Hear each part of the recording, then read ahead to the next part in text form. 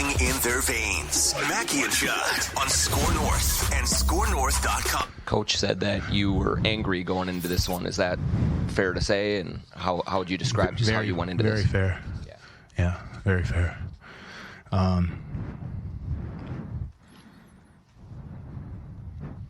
Just not the most pleasant when I'm angry.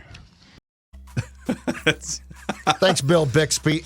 Incredible Hulk. You wouldn't like me when I'm mad. That's also a Judd Zolgad press conference after the old Wild, Parisi Suter Wild would blow leads or make a furious comeback only to come a goal short. Touche. You wouldn't like me. Pleasant, yeah. It is, though. It's the Hulk. You wouldn't like me when I'm angry. I am your father. Yes. Cat. I mean, listen, man. You're right. Rocking the jean jacket, the Yankees hat, and breathing into the mic like Darth Vader. I mean, he has reached new levels here. Was it? Coach said that you were. I can't tell. I'm going to put my bib on. Are you able to tell, like, within a few seconds if that's a Louis Vuitton coat? Yeah, well, looks like the LV logo. Coach said that you were angry going into this one. I can't tell. Okay. I'm not good enough. What's that cost?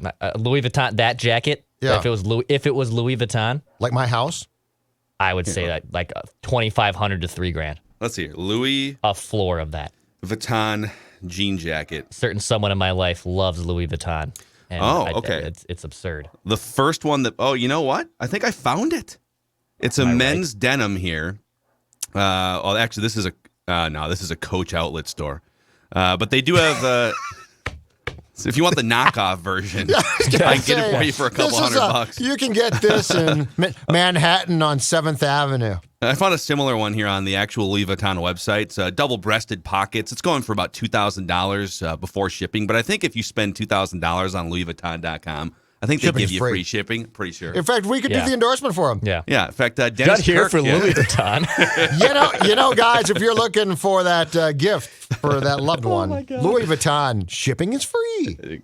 All right, boys, let's jump into some statements here. It's a Statements Monday on Mackey and Judd. What an active weekend. You guys have a Judd's hockey show hot off the presses on this Monday morning. We'll have a buffoon of the week later on in the show, but I'd love to do the honors here. A Timberwolves statement. Absolutely. Timberwolves win, yeah. Let's do it. All right. So, okay. I'll just say, this is my statement. It's kind of a long statement, but the version of the Timberwolves that we get when Cat is dialed in, and dialed in from a fashion standpoint, too. It's going to be really hard for any team in the Western Conference to beat that Wolves team in a 7-game series. I'm not saying they would be favorites over the Warriors, but when Cat is dialed in the way that he was in Game 4, it's really hard to beat the Wolves, period, and in a 7-game series. So, to me, the question going forward here, and this is what, I feel like I've been fighting with people on Twitter for the last 2 games. The question isn't how good the best version of the Timberwolves is. We've seen it. We've seen it in the regular season. We've seen it, probably once or twice in the postseason so far. I honestly don't think we saw it against the Clippers because Cat was basically taken out of that game.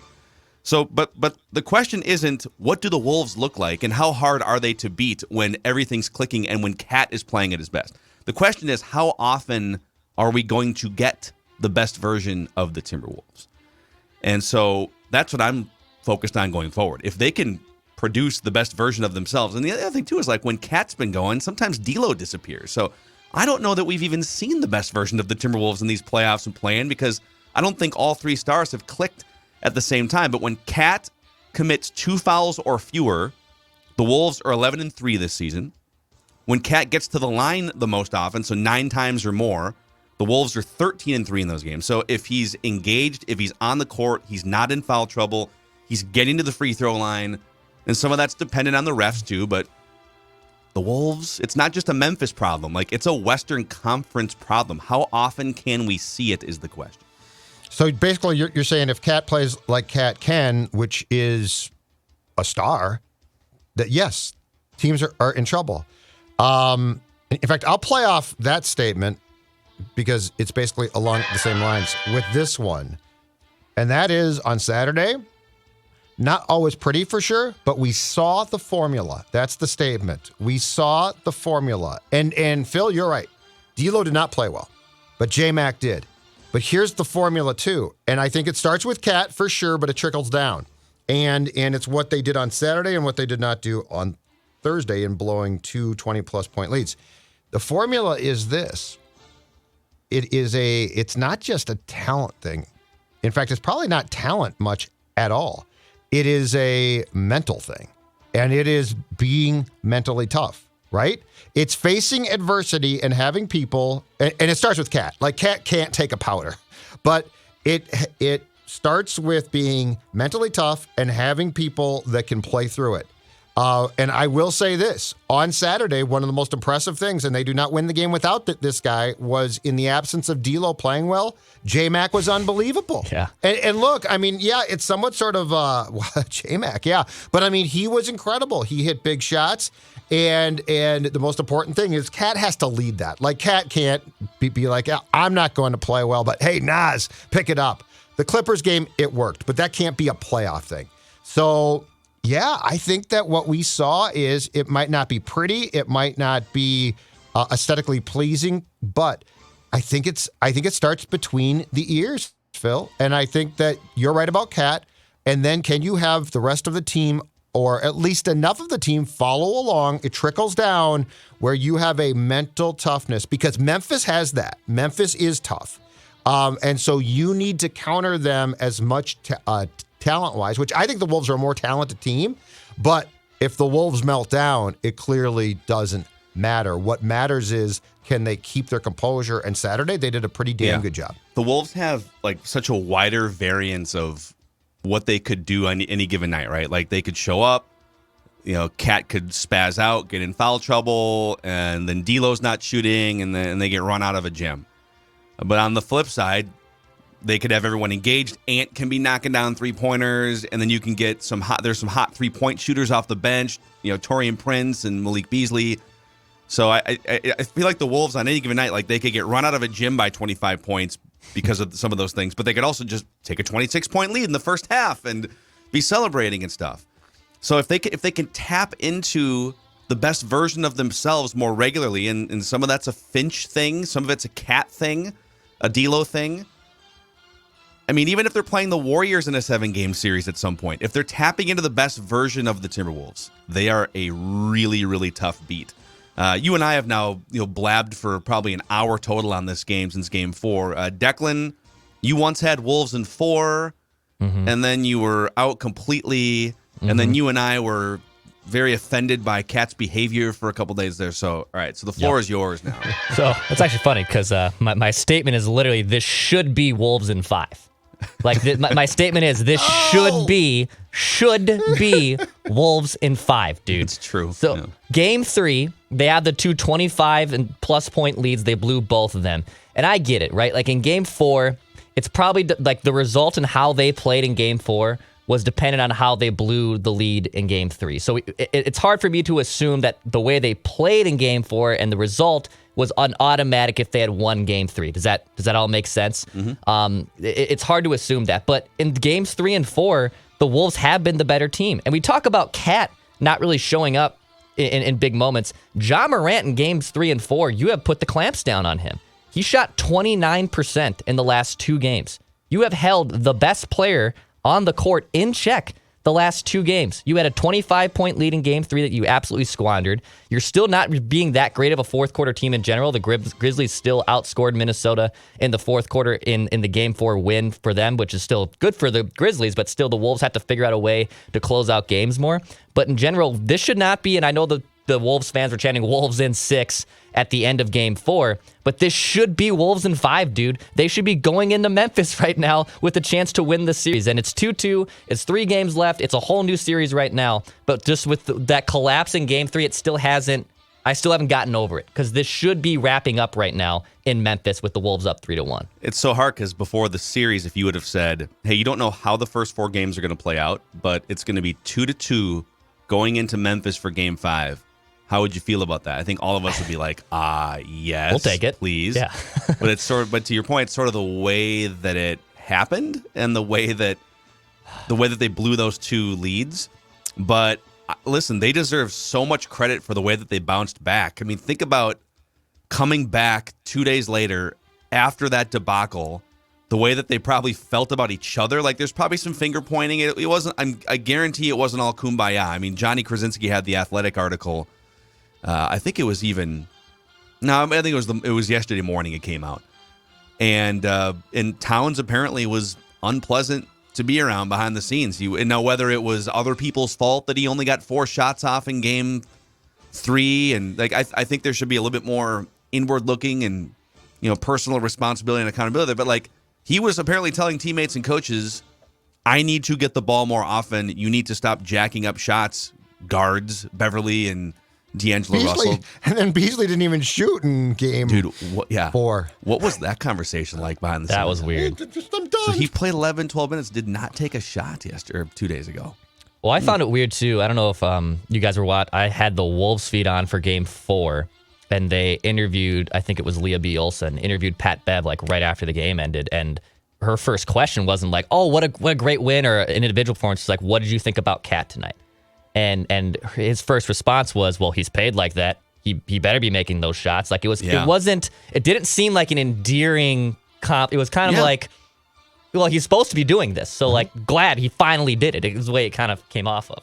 Yeah, well, one of the things I said in our, and we put a prerequisite or like a pre-warning on that vent line after game 3 and said, this is the most emotional that I have ever been. I'm going to say some things that I won't be able to take back. But one of the things I said was, if I was his coworker after game 3 and also game 2 and the Clippers game, because he didn't show up for any of those, my opinion of him would have taken a nosedive. And I'm sure, like Pat Beverly, sometimes you can read too much into things, but that answer that Declan's referring to, I'm sure he spent 48 hours looking over there like, dude, what are you doing? Get it together. You're the highest paid player on this team. You're a freaking unicorn. Why are you acting like this? And then his answer to Leah B. Olson was, yeah, he's paid like this. We shouldn't be celebrating it. This is what should be the norm, right? Cat takes himself out of games. So, like, I think it's fraudulent to say, well, it's all the Wolves' fault. It's all Finchie's fault that he didn't get the ball more. Yeah, that's a discussion for sure. But he takes himself out too. So like this whole thing of, I didn't get the ball. Dude, you ain't Jordan. You ain't Kobe. Like, if you demanded it and acted like a responsible adult on the floor consistently, different conversation, right? The thing too that I'll say, Dex, is this. I don't think game 4 plays out like it did if game 3 plays out like it was. Right. So, like, I think Karl does not come up with game 4 if things go well in game 3. Like, and that's to Phil's point. I think that's the great point is, who are we going to get next game? Because I don't think it's a given that now Cat's all in, right? I think it's a wait and see. Listen, if he used, and we keep saying game 3 as if it's this isolated thing. It wasn't an isolated thing, because the Clippers game was the same thing in terms of behavior and immaturity and just getting swallowed up by the moment, whatever. But if he did learn from game 3, and if it was something that has now, whether you want to call it rage or anger, if it has vaulted him to this new level, okay, I've gotten a taste of what this is like. I've talked to Kevin Garnett. He's still in touch with Kevin Garnett, right? And if those guys have had a conversation anytime in the last 72 hours, I'm sure KG is saying, dude, lock it in. Lock it in. The referees don't matter. The flailing, like, dude, you just need to get your ass, just go dominate, right? And so one more thought on Cat here, then. Because, again, he was brilliant in game 4. If he can take what he learned and get to a new level, it's a game changer for this franchise. But we will see in game 5 and game 6. But my last Cat statement is, criticizing a player does not equal hating a player. Telling the truth about a player doesn't equal hating a player. And I think there's just a lot of misperceptions about if you criticize a player, then you're bailing on the team or you're not a good fan or whatever it is. I would argue that just blindly supporting and leaning into everything kumbaya without questioning, that, I would argue that that's being a worse fan than objectively critiquing things. You know, the truth is, as brilliant as Cat was in game 4, he's been mostly atrocious in 3 of the Wolves' 5 playoff and play-in games. And the truth is, his petulant and immature behavior has been a huge hindrance to the Timberwolves so far during the playoffs and play-in. Now, despite that, they found a way to win.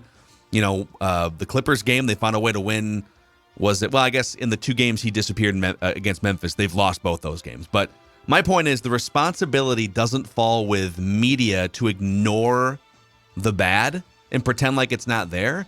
The responsibility falls on Towns to change it, to evolve, to get better, to get to the next level, to be more mature. And for one game, he was, and he deserves credit for that. I'm excited for Game 5. Let's get it, baby. Mm-hmm. Let's do it. Hold on a second. I got here. Let's do it. Let's get There's it. towel. There's towel for you. Wolves towel. Oh! Oh! All right, there you go. Wolves towel. All right. Okay. My next statement. Do not underestimate the tone setter. Do not underestimate the tone setter. Who is that? I'll tell you who that is. 20-year-old Ant Edwards, who suffered what appeared to look like a serious knee non-contact injury in the first quarter on Saturday, to the point of where 2 guys from, I guess, the training staff or the security staff had to help him off the floor, and it looked bad. And you thought to yourself, oh my God, he's not coming back. He not only came back to a thunderous applause from the liquored up crowd, God bless him, but he then checked back in, and played well. I don't think we should, like, Cat bouncing back is great. There's a lot of, I mean, that game was filled with storylines from the chicken person again trying to get on the floor, all those things, tons of storylines. Dude, that security guard got through the line like Aaron freaking Donald and blew that play up. That was the play of the night by the security guard. He eyeballed that, though. Yeah. How long was he watching that for? About an hour, do you think? He's just looking over there? No, she wasn't there at tip-off. I've gone back and looked. So her and her friend weren't there. Somebody tweeted a picture of the tip-off, and so I isolated in, and there's 2 guys behind Glenn and Becky. So I don't know when they got replaced or the Chicken Hawk people came in, but the Chicken Hawk defense was very good. It was very Trey Waynes-like in the sense that he eyeballed her. It was 3rd and 15. Trey Waynes? Hold on a second. Antoine Winfield. No. Here's why. Because what Trey Waynes wasn't given credit for was he gave up receptions, but not yards. He tackled well. He eyeballs her, but he doesn't first step. But he doesn't tackle her at the line of scrimmage. She gets by. Yeah, she got some yak. She got some yak. Yeah. Okay. So it's third and 15, and Clint Kubiak dialed up a 9-yard pass play. Well, she caught the ball, and she got 11. But she didn't get 15. Like, come for the Karl-Anthony Towns takes and stay for Judd comparing the protester lady to the security guard to Trey Waynes. It was Trey Waynes.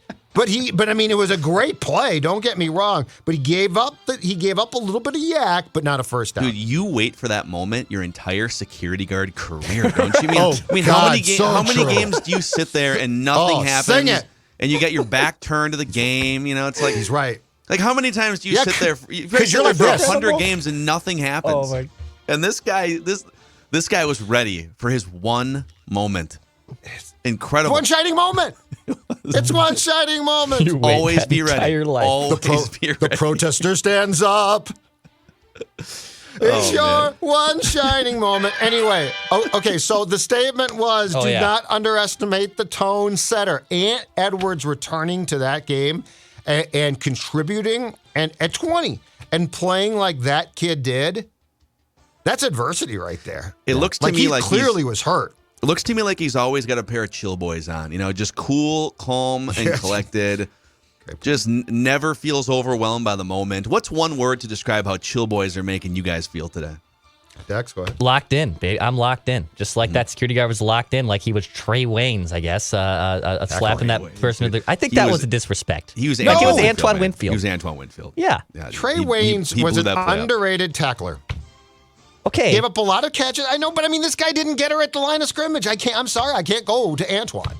No, she was still in. I mean, technically, wasn't she still in the backfield? She didn't get. She was like in the zone. She didn't even get to where she was trying to go.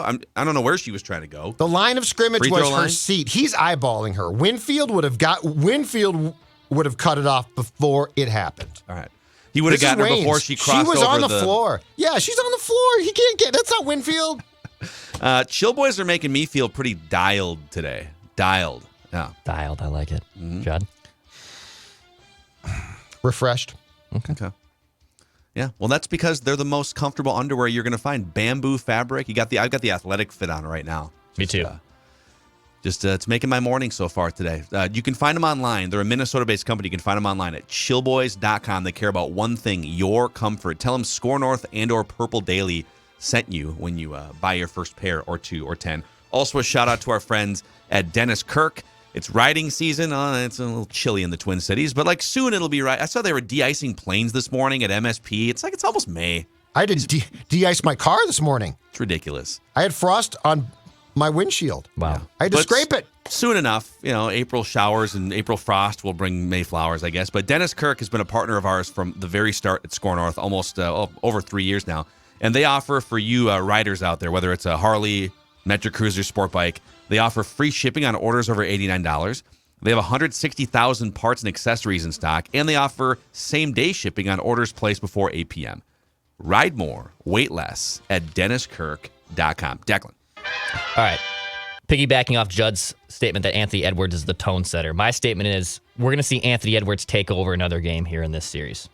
So what's remarkable is through 4 games, Edwards has been unbelievable. What I was going to say. Come on, Write bring it it down. on. You like writing things Money where the down. mouth is. Write this He will down. drop a 40 Wait, say burger it. between now and the end of the series. Say it. Well, no, you got to say it. Write this is on the down. it's on the record. Anthony Edwards will drop a 40 burger. Can I put a caveat too on this? Or we'll hit a game-winning shot. That is like the decisive shot to win the game. Can we say How do we? how do I? like inside of 10 seconds or something? Yeah. Like I want it to be the last shot. It's the game-winning. It's the game-winning shot, like a buzzer beater. But Let's say inside 10 seconds. inside a minute in case somehow they go scoreless. So Anthony we'll Edwards. we'll keep it loose and we'll determine it. All right. Burger, Write it game-winning down. Shot. I'm just making sure I have it before I like get back it. to my point.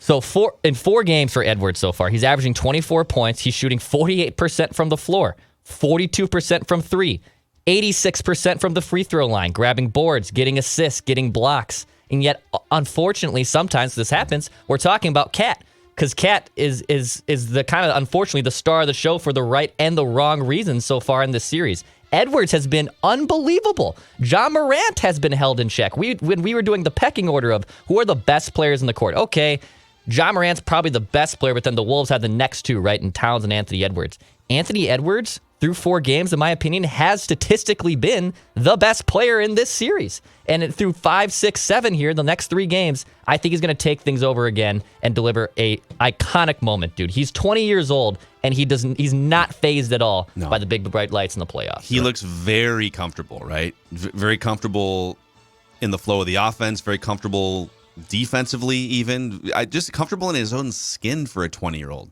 And, the post-game press conferences, how many times in NBA history do you go back? I mean, Kobe was pretty cool, calm, collected at 20, but do you see a 19, 20, 21-year-old kid at a press conference and they're just kind of quiet or, scared of their own shadow? Or like I remember Byron Buxton when he was drafted in 18, 19, 20 and basically wouldn't speak, and now he's gregarious because we'll get to those statements shortly.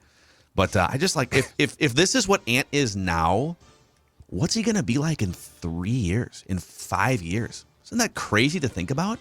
So Ant, I think, makes it worse on Cat in the sense that we see Ant and how Ant at 20 handles himself on the court and off, and rightfully so say, Karl, look at that. Why ain't you doing that? Just look at how the moment, to Dex's point, for Ant never feels too big. It doesn't mean he doesn't fail at times. But, with Cat, the meltdowns to me are like it's becoming too much, right? The whining and the meltdowns and the pouting and the stomping around. The more, and I mean, this is genius. The more adversity I think that is thrown in Ant's face, the more he gets that just sort of bleep-eating grin that you love. Mm-hmm. It's like, hey, man, let's see. He loves it. Yeah. And I will say this for Ja and Ant. And I don't think, the more I watch Ja, this is not to say he's not an extreme talent, but I think what makes Ja is the toughness too. Like that kid goes to the rim and gets the you-know-what knocked out of him, and he goes down, and sometimes he stays down, but then he gets up and does his thing. And when you watch the mental wiring of Morant and Ant, okay, that to me is what a true professional is, because that ain't easy. And this might sound crazy to some fans, especially Memphis fans, because Ja has just burst on the scene at a greater level. I would rather have Ant for the next 10 years than Ja. I think Yes. give me the freight train football body. I mean, Yes. Ja's a small guy by NBA standards, hitting the floor, 10, 15 times a night, going into the trees. I mean, he scores in the paint. That's his game. Think about like Steph Curry's game is mostly a perimeter game, and so it's aging into its age 32, 33 season pretty gracefully. Do I think Ja Morant's going to be a viable star NBA player when he's 32, 33 playing this way? Probably not. He's, Allen Iverson was kind of the same way, just, going into the trees and stuff. But he's going to be super fun to watch for the next 5 or 6 years, and we'll see how much damage he can do. Give me Anthony Edwards for 8 to 10 years over Ja. I don't even think that is slightly controversial. I think it is if of both of these teams, if you told me you can have one guy, take one off both teams, or one from the entirety of both rosters, it's Ant. Long It's not term. Cat. And It's he's not Ja. And on any given night right now, he could be the best player. I think like overall, he's probably the third or fourth best player, like just in totality, but he's climbing and he's showing up in these games, which is awesome. All right, I got one more Wolves one for you guys here. The Timberwolves have been one of the best hustle teams in the playoffs so far. So I did a little diving into NBA.com's playoff stat database. The Timberwolves so far in the postseason are first in loose balls recovered. So there's a little 50-50, someone's got to dive on the floor and grab it. They're second in deflections per game defensively. They're second in contested shots per game defensively. And they're third in charges drawn per game, which there's not that many. It's like 2 a game. But these are all, and this series is a little scatterbrained in that it's ball movement, it's guys sort of frenetically going up and down the court. So there might be more opportunities for these things. But I love it. I mean, this is a testament to Jared Vanderbilt, to Pat Beverly, to Jaden McDaniels. They're just sort of disruptive. They get hands in lanes and they dive on the floor. And this is a big part of the reason why it's a 2-2 series and could be 3-1 right now. Absolutely, yeah. They work hard, and when they're tough mentally too, it's perfect. I got one more. Yeah. Wolves. I gotta wipe some of the Wolves gravy with my Wolves bib off before I give you it. All right. Here's my final statement. You brought it. We need to put our hands together for Timberwolves fans, because you poor people have been, you're not good basketball fans. We're the state of hockey. No, you're not. No, you don't. No. You know what? These people have been provided for the most part since 2004 garbage. And did they bail? Probably. Should they have? Absolutely. Games 3 and 4 in Target Center were electric. Fantastic. Sold out. No tarps. Absolutely magnificent. That is what these basketball fans in this town will bring you if you give them a product. And this team now has, but I think that we need to put our hands together for these people who provided an environment that was second to none, in my opinion. You did, seriously. That's awesome to watch. It gives you chills to see like how these people respond when they're given something to respond to. Yeah, and going back to that game 3 for a second too, I think we all know what it feels like the last 20 years. That nervous Minnesota sports energy. You sense it at Twins playoff games all the time. You can feel it at certain Vikings games where you're excited to be there and this is great, but like, oh my God, the opposing team is coming back, or the Yankees just hit a 2-run homer and it gets a little bit quiet. It was the opposite effect, and you were in the arena for that, series of blown leads. But they had a 26-point lead that was being blown in the first half, and then a 25-point lead that was blown, and they lost the game. And while those leads were being blown, the fans didn't curl into a shell and oh my God, it's nervous. They were literally like trying to carry the Timberwolves. Right? It was let's go Wolves. Refs, you suck. Like I love that fans didn't fall into the same trap that. Yeah, and I get it. There's a generation or two of Minnesota sports fans. All you know is getting flopped upside the head. So Yeah, dude, the fans were great in those two games Awesome. and guaranteed another one, either to clinch or force a on game a Friday 7. night too. On a Friday's going to be a big night, night, man. We got the second round of the draft. We got Timberwolves. Got the first place Twins might still be in first place on Friday night. What? What are you laughing at? The American League Central. Don't crap on. Okay, well, The American League Central. okay, all right. Let's get